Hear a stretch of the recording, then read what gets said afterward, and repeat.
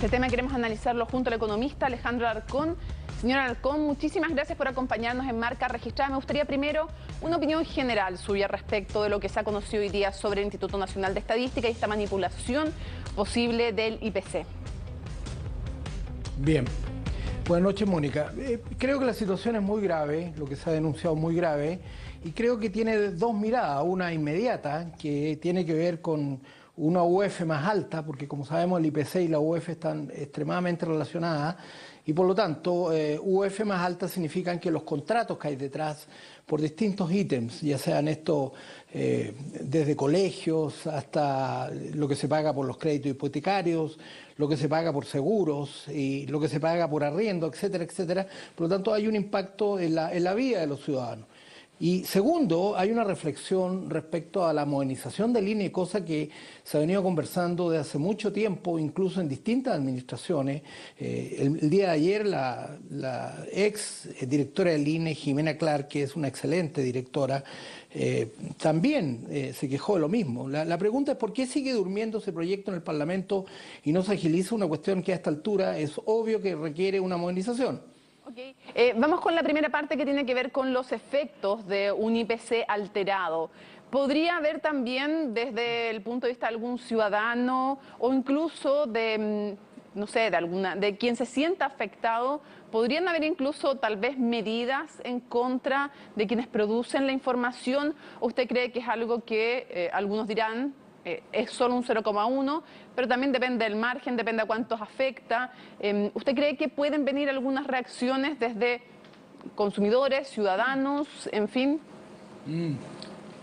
Bueno, yo creo que las reacciones van a venir después que se sepa qué exactamente pasó, porque aquí hay un rango que va desde la negligencia a algún interés porque haber producido ese cambio, y por lo tanto si hubo mala voluntad, yo creo que van a haber reacciones de inmediato. Incluso no descarto que haya reacciones en el caso de negligencia, pero yo creo que es muy importante que la transparencia se haga lo antes posible y que haya respuesta a las preguntas que nos estamos haciendo todos. Sí, y le pregunto una de las cosas que uno de inmediato podría preguntarse: ¿a quién podría convenirle un IPC sobre, no bajo, sino que sobre lo que realmente ocurrió? Bueno, eso en este momento yo no lo sé. Yo esperaría la investigación para saber exactamente y elucubrar alguna teoría concreta y práctica de qué ocurrió al equivocarse o al manipular, como ha sido la declaración, el índice de tal manera de producir un 0,1 mayor. Yo creo que a esta altura es mejor guardarse las hipótesis e ir concretamente a la investigación, y de esa manera que todo el mundo quede conforme con esa transparencia y luego tomar las medidas que sean necesarias. Sí, ahora uno se pregunta también cómo se puede producir, supuestamente si debiera haber una larga cadena de custodia, de chequeos, de contrachequeos, no un error, sino una manipulación, porque claro, un error puede producirse, pero aquí hay una, según dicen, porque fueron claras las palabras que usó tanto el director del INE como el ministro de Economía, ninguno habló de error, hablaron de manipulación, y llegaron y además contaron que hicieron la denuncia al Ministerio Público como corresponde, evidentemente, pero ¿cómo se puede producir una manipulación? ¿Es tan débil el sistema? ¿Qué nos dice del sistema con el cual se calcula también la inflación en nuestro país? Mire, Mónica, lo que sabemos es que el INE es lamentablemente una organización que está muy preocupada de los datos, que son básicos para los economistas como yo, ¿no es cierto?, para elaborar proyecciones, diagnósticos, pero sobre todo para que la gente sepa cuál es la calidad de vida que va a tener con esos datos. Por lo tanto, yo diría que la causa última es que el INE no ha sido modernizado, y me guardaría cualquier hipótesis hasta que tenga más acceso a la transparencia que se prometió. ¿Que el Instituto Nacional de Estadísticas está en crisis? Bueno, es claro que está teniendo situaciones que se vienen arrastrando desde muchos años, no del año pasado. Desde hace muchos años hemos tenido crisis con el censo 2 veces, ¿no es cierto? Y también hemos tenido reclamos respecto a la calidad de las encuestas, la medición del empleo, y por lo tanto, y ahora con esta situación, por lo tanto, claramente es una agencia del Estado que necesita una modernización y una seguridad que deje conforme tanto, en primer lugar, a los ciudadanos y después los analistas que utilizan los datos que emite el INE. Ahora, ¿qué efectos puede tener a nivel internacional, en el prestigio de Chile también, cuando se siembra dudas sobre una información que es tan relevante, lo decíamos hace un rato, para la calidad de vida de la gente, no sé, desde la UEF hasta la DIPRES, que es la Dirección de Presupuesto, hasta los parlamentarios, el Banco Central? O sea, es una información que es realmente clave en lo micro, en lo macro, en todo. ¿Qué efecto puede tener para el prestigio de Chile? Bueno, claramente no es un buen efecto, porque una de las cosas que la economía chilena reporta en el exterior es su seriedad.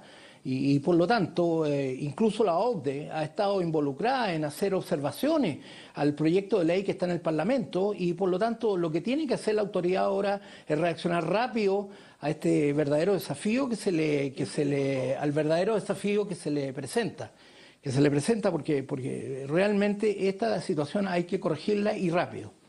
Ahora, para la exdirectora del INE, Jimena Clark, desde su perspectiva, no correspondía que una autoridad como el ministro del Trabajo cuestionara la efectividad del INE respecto a la medición de las cifras de empleo. Hoy día vemos también al ministro de Economía que, más allá de este hecho, habla de una crisis, no sé si es crisis la palabra, pero habla de un mal funcionamiento del Instituto Nacional de Estadística. ¿Usted coincide con que una autoridad no debiera hacer esa crítica pública o cree que es justamente necesario que la haga? No, yo creo que una de las primeras cosas que hay que hacer es separar la tutoría que el gobierno de turno haga sobre el INE. Los proyectos que yo he visto por lo menos hablan de tener un INE independiente al estilo del Banco Central para que le dé garantías al Estado en el funcionamiento de la entrega de datos y no esté a cargo del gobierno de turno. Sí, pero lo que decía puntualmente, voy a buscar sus palabras textuales. Jimena Clark decía: no corresponde que una autoridad de gobierno ataque y deslegitimice un servicio público. ¿Usted está en desacuerdo o está de acuerdo con esta afirmación?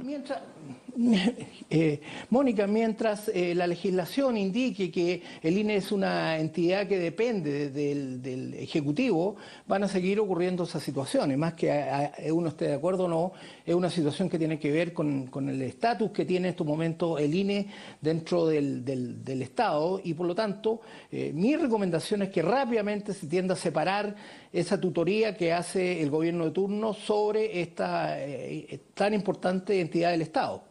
Y si pudiera explicarle a la gente cuáles son los cambios más urgentes a su juicio en el INE, trascendiendo incluso la coyuntura de hoy, que claro, evidentemente lo trae más a la palestra, pero si usted tuviera que decir cuáles son, aparte de darle mayor autonomía, sobre su director, sobre el funcionamiento, ¿qué debiera cambiarse en el INE? Yo creo que adquirir rápidamente las prácticas internacionales que hay respecto al cálculo del IPC. Es una discusión bastante amplia y en distintas latitudes. Entonces, eso se compone con profesionales capacitados y que tengan los más altos estándares en la medición de este tipo de variables. Y respecto de eliminar o no un comité de ministros para el INE, ¿qué opina usted? ¿Eso le da mayor autonomía o, al contrario, podría dejar más voluble finalmente al INE? Yo creo que mientras más se separe el Ejecutivo del INE y que haya realmente una independencia, va a ser mejor para la confianza que haya en los datos que requerimos todos los que estamos interesados en la evolución del país. Me hago cargo de esta pregunta porque esta pregunta tiene de alguna manera una hipótesis. Yo sé que usted no quiere en este momento hacer tanta hipótesis, pero ¿por qué, si todos coinciden de izquierda a derecha que el INE es clave, que es relevante, en eso no hay discusión, y todos saben que hay problemas en el INE, por qué ningún gobierno hasta ahora, al parecer, ha querido empujar realmente una reforma como necesitaba al INE? ¿Es que en general los gobiernos les gusta tener de alguna manera algún control sobre el INE o qué? ¿Por qué no se hace una reforma que todos dicen que parece relevante y que todos coinciden en que la institución es importante? Bueno, yo creo que simplemente hay que hacer cambios y empezar por un proyecto de ley que duerme en estos momentos en el Parlamento y que claramente los estándares internacionales apuntan a que haya independencia del Instituto Nacional de Estadística y que la calidad de los datos sí importan no solo a la comunidad internacional, sino también a los inversionistas que ponen sus recursos en Chile. Por lo tanto, yo creo que este es un campanazo para que de una vez por todas se avance en ese tema. Quiero agradecerle mucho que nos haya acompañado Alejandro Alarcón, economista de la Universidad de Chile en marca registrada. Que esté muy bien. Buenas noches. Gracias, Mónica. Buenas noches.